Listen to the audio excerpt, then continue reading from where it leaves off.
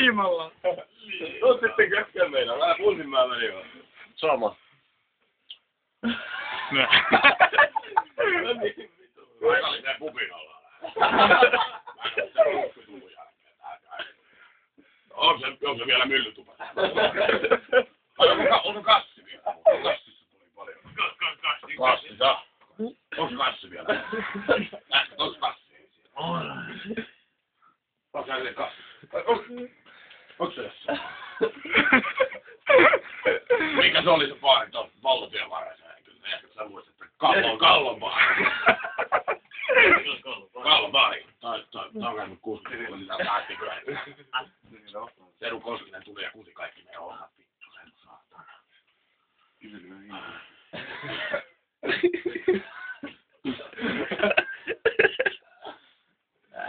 Ja kun on kehitysvammainen, niin se on havuttaa pienistä hommista.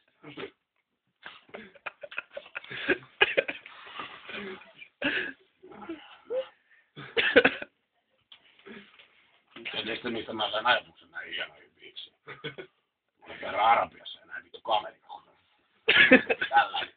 Se on aikaan jo iritoit turpajon. Mä ajattelin vittu tommoista saattaa.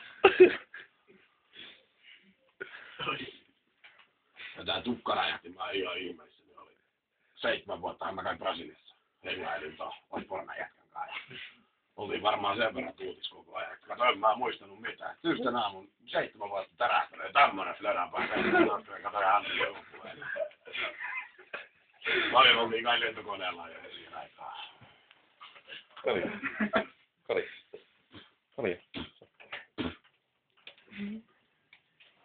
No mitäs te ootte jätkät duunaan? Siellä on ollut kivaa täällä. Lomalla enimmäkseen. Lomalla? Joo, mä akaan se on lomalla, mutta siitä ei kannata julkisuuteen lähteä puhua. Täällä ei mahdu ihan lomakseen. Seiska lehteen, joo. Mä akaan se... Silloin hyvän aikaa vielä kun juisin ja ihmisiä. Mikä vittu se uhti täytyy katsoa?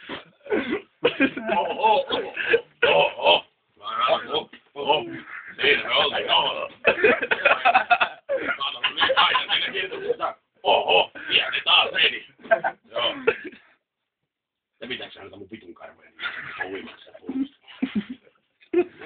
Kyllä näkysti niin.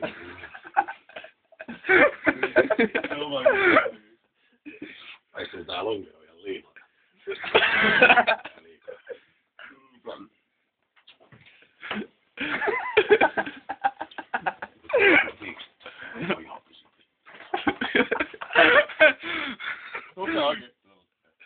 Nähän mä nyt itse rupeen monen vuosikymmenen jälkeen puhuttelemaan paikalliseen bubiin.